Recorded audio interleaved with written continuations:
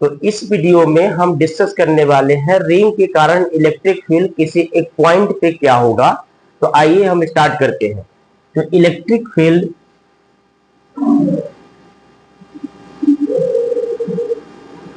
Due to ring at a point P। तो P point पे हमें इलेक्ट्रिक फील्ड फाइंड करना है।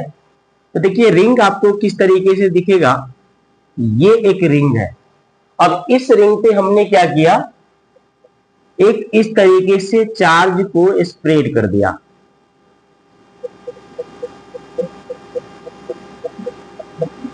इसको हम बोलते हैं uniformly charge distributed over the ring, और ये है सेंटर रिंग का। इसको हमने बोला रेडियस ऑफ रिंग। यहां से x डिस्टेंस पे हमने P पॉइंट लिया, और इस P पॉइंट पे मुझे इलेक्ट्रिक फील्ड फाइंड करना है। तो सबसे पहले हमें देखना पड़ेगा कि टॉप कॉर्नर से इस P पॉइंट का इलेक्ट्रिक फील्ड किधर पॉइंट हो रहा है। तो देखिए हमने क्या किया, इस पे एक एलिमेंट ले लिया। अब ये एलिमेंट लिया तो यहां से हमें क्या करना है, इस P पॉइंट को मैच कर देना है। ठीक है, अब देखिए ये आपको एक ट्रायंगल बनता हुआ दिखेगा। तो ये रिंग कैसा है, इस तरीके का। अब ये रिंग है तो इसका ये टॉप पॉइंट है। अब यहां से एक स्लांट हाइट आपको ऐसा दिख रहा होगा, इसके लिए ये P पॉइंट है।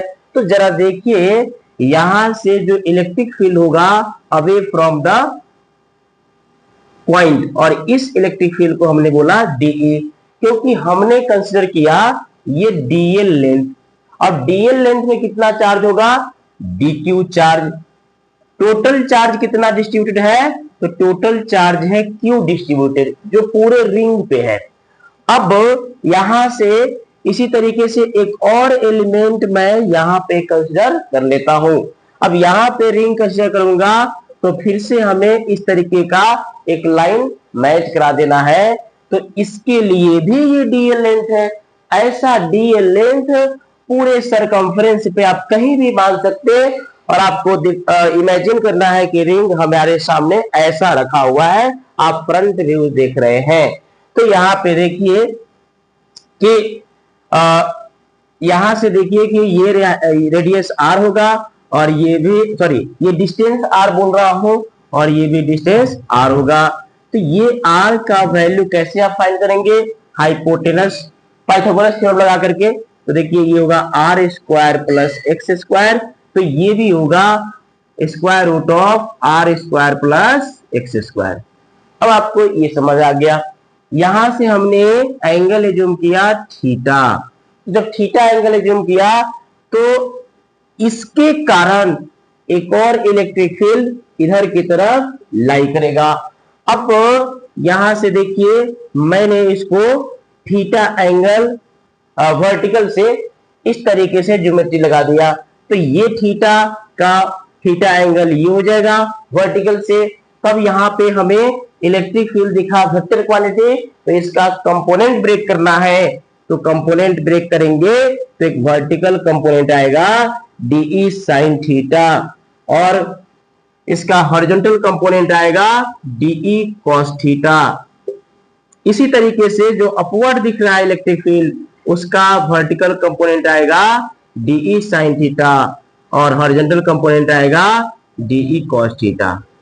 इस तरीके से रिंग के सरकमफ्रेंस पे कहीं पे भी आप एलिमेंट लेंगे तो दो कंपोनेंट आएंगे, एक उसके परपेंडिकुलर और एक पैरेलल।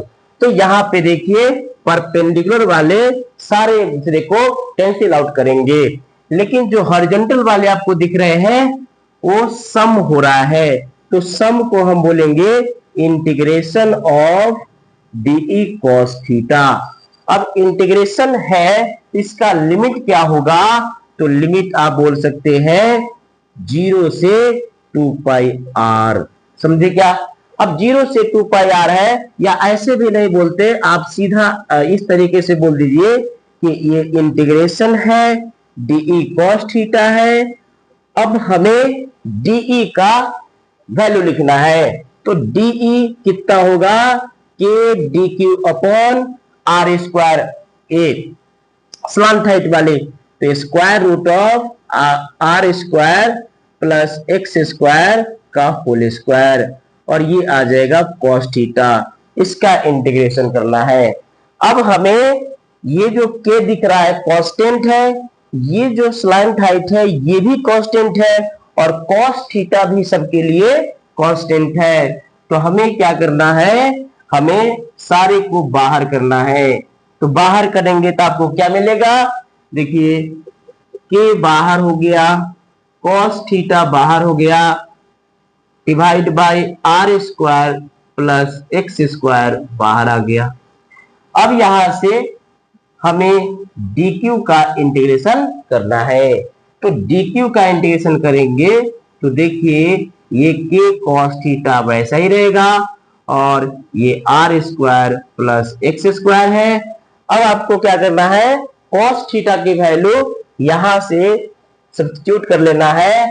तो देखिए cos थीटा कितना हो जाएगा, तो cos थीटा को आप लिख सकते हैं बेस अपॉन हाइपोटेनस, तो x divide by square root of are square plus x square. तो देखिए इस dq को जब आप इंटीग्रेट करेंगे तो dq का इंटीग्रेशन होगा कैपिटल Q। ओके, अब यहाँ पे इस वैल्यू को आप रीअरेंज कर लीजिए, तो x divide by square root of are square plus x square into Q divide by, ये पहले से इसका एक वैल्यू और बचा हुआ है क्या, R square plus x square. तो यहाँ पे देखिए R square plus x square. अब यहाँ पे हम बोलेंगे के क्यू एक्स डिवाइड बाय, देखिए ये एक्स रूट एक्स है, इसका पावर ऐड हो जाएगा, तो R square plus x square का पावर 3/2। ये किसी पी पॉइंट पे इलेक्ट्रिक फील्ड है। अब हम इसका देखेंगे मैक्सिमम इलेक्ट्रिक फील्ड कितना होगा और इसका ग्राफ कितना होगा।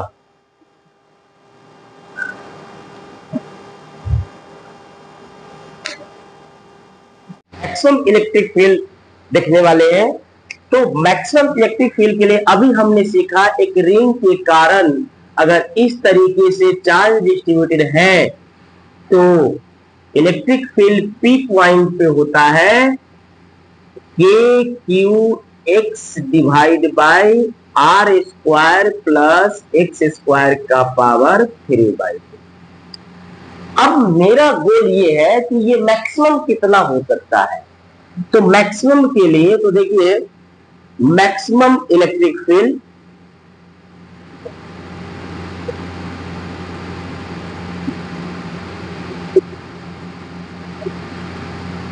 ऑफ रिंग, तो मैक्सिमम इलेक्ट्रिक फील्ड फाइंड करना है तो यहां से एक कॉन्सेप्ट यूज करेंगे बेसिक मैथ का। मैक्सिमम फाइंड करने के लिए हम क्या करते हैं, डीई बाई डीएक्स को 0 के इक्वल पुट करते हैं। डी बाई डीएक्स क्या है, differentiation of electric field at point P with respect to x. अब यहां पे आप देख सकते हैं कि ई हमारा क्या है, ई है K Q x divide by R square plus x square का पावर 3/2। यहां पे आप देख सकते हैं कि x वेरिएबल है और बाकी सारा टर्म कांस्टेंट है। तो हमें क्या करना है, जो वेरिएबल है उसको d के अंदर रखना है और जो कांस्टेंट है उसको बाहर कर देना है। तो कांस्टेंट आपको क्या दिख रहा है, के क्यू। अब यहां पे देखिए x वेरिएबल है तो x divide by R square plus x square का पावर 3/2। अब देखिए ये क्वोशिएंट रूल डिफरेंशिएशन में आता है। यहां पे x u है और ये x square plus x square R square plus x square भी है। इसको आप डिफरेंशिएट करेंगे तो क्या मिलेगा, सबसे पहले डिनोमिनेटर को आप होल स्क्वायर करिए। तो जब आप होल स्क्वायर करेंगे तो क्या होगा, R square plus x square का क्यूब हो जाएगा। यहाँ पे मैं रिवाइज करवा देता हूँ, डी यू बाई वी का डिफरेंशिएशन होता है with respect to x, V का स्क्वायर डिनोमिनेटर में। अब यहाँ पे आप क्या बोलेंगे, वी को रखना है और ये D U by D x हो जाएगा, माइनस का यू और ये डी बाई डी एक्स हो जाएगा। ओके, तो यही रूल हम अप्लाई कर रहे हैं। तो अब देखिए यहाँ पे इसको रखेंगे तो R square plus x square का पावर 3/2 रखेंगे, एक्स का 1 होगा, माइनस का साइन लिखेंगे, एक्स को रखेंगे और इसको डिफरेंशिएट करेंगे तो ये क्या होगा, 3/2 बाहर आ जाएगा पावर रूल से। अब यहाँ पे देखिए R square plus x square का पावर 1/2 आ जाएगा। अब ये एक्स स्क्वायर का फिर से डिफरेंशिएशन होगा, इसको बोलते थे चेन रूल। तो यहाँ पे देखिए ये 2x आ जाएगा इक्वल टू 0। अब बस इसको सिंप्लीफाई करना है। तो देखिए ये वाले टर्म इसमें कॉमन है तो आप कॉमन कर लीजिए, R square plus x square का रूट कॉमन कर लीजिए। तो यहाँ पे क्या आ जाएगा, R square plus x square, minus का ये 2 से 2 कैंसिल हो जाएगा, 3x स्क्वायर आ जाएगा divide by R square plus x square का होल क्यूब हो जाएगा। तो देखिए ये टर्म स्क्वायर है एक्स, यहाँ भी एक्स स्क्वायर है तो ये तो 0 नहीं हो सकता, आर स्क्वायर माइनस का 2x स्क्वायर इक्वल टू 0 हो जाएगा, x square equal to r square आ जाएगा बाई 2। तो यहाँ से x बराबर r बाई रूट 2 हो जाएगा। इस तरीके से हमने एक डिस्टेंस फाइंड किया जहां पे इलेक्ट्रिक फील्ड मैक्सिमम होगा। अब ये वैल्यू हमें इसमें पुट करना है। तो E मैक्सिमम के लिए क्या पुट करेंगे, x equal to R by root 2। तो देखिए यहाँ पे ये होगा K Q R by root 2 divide by R square plus R by root 2 का होल स्क्वायर का पावर 3/2। अब यहां से के क्यू आर बाई रूट 2 बाहर करेंगे और यहाँ पे देखिए आर स्क्वायर बाई 2 हो जाएगा, ये आ जाएगा 3r by 2, are square by 2 का 3/2 पावर। ओके, अब यहां से सिंप्लीफाई कर लीजिए, ये आएगा 2√2, ये आएगा 3√3। तो यहाँ पे सॉल्व करेंगे तो 2k³ divide by 3√3 R square आ जाएगा। ये रिंग का मैक्सिमम इलेक्ट्रिक फील्ड है। बच्चों अभी हमने देखा था रिंग का electric field, maximum electric field कहां होगा, 0 कहां पे होगा, ग्राफ कैसे होगा। अब हम देख रहे हैं एक क्वेश्चन, प्यारा सा क्वेश्चन है। देखिए एक रिंग है, उसके अंदर से यानी सेंटर पॉइंट से एक रॉड पास किया है, रिंग पे प्लस चार्ज डिस्ट्रीब्यूट कर दिया है और रॉड पे माइनस चार्ज डिस्ट्रीब्यूट कर दिया है पूरे लेंथ में, और ये माइनस चार्ज है लैम्डा कूलम पर मीटर। पूछ रहा है सिस्टम का टाइम पीरियड क्या होगा। आइए देखिए कैसे करते हैं।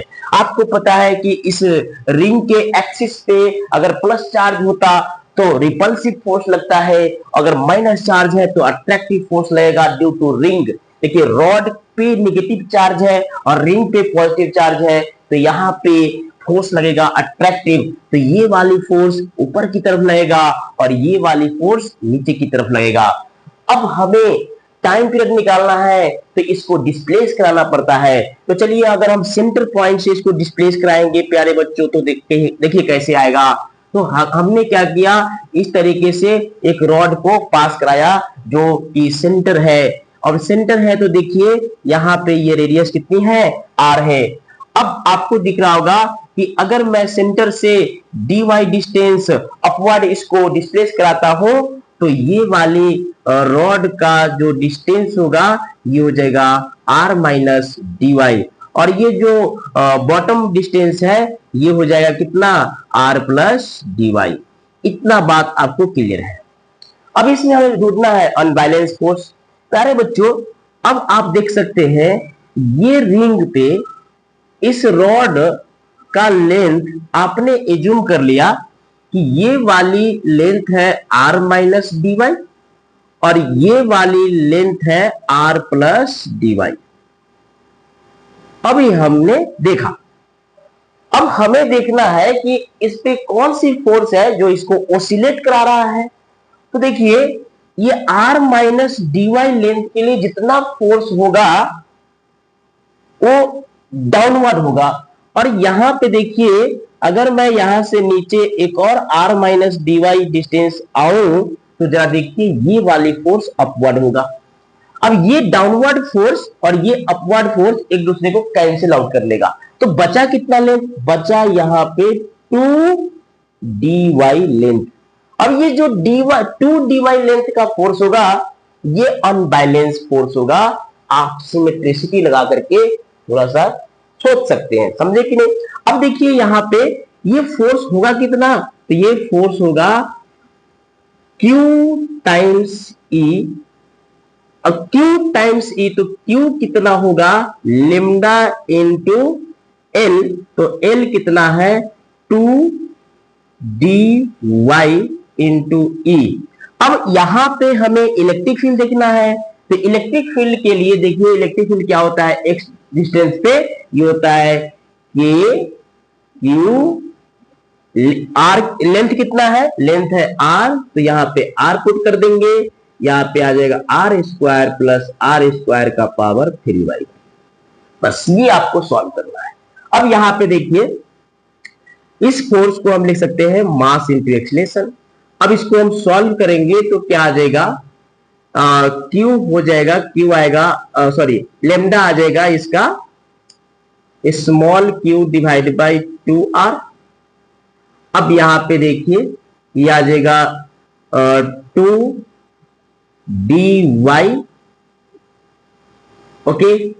यहां से देखिए ये आ जाएगा k q r divide by ये कितना आ जाएगा 2√2r का क्यूब। इसको आप सिंप्लीफाई करिए अच्छे से, यहां से एक r कैंसिल होगा, ये 2 से 2 कैंसिल होगा, k का वैल्यू पुट करिए 1/4 पाई इप्सिलॉन नॉट। यहां पे रिमेनिंग टर्म क्या आ रहा है capital Q small q dy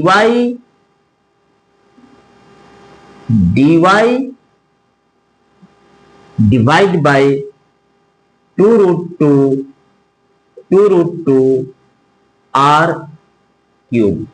okay, देखिए एक r यहां पे था, यहां पे r स्क्वायर था, ये r स्क्वायर होगा, तो यहां से आ जाएगा 4 pi epsilon naught 2√2 r cube into m आ जाएगा। देखिए यहां पे भी आप m लिख सकते हैं, ठीक है, डिवाइड में। तो यहां से देखिए मास इंटू एक्सीलरेशन था, अब ये देखिए एक्सीलरेशन इतना आ गया। अब आपको पता है कि रीस्टोरिंग फोर्स के लिए क्या होता है माइनस ओमेगा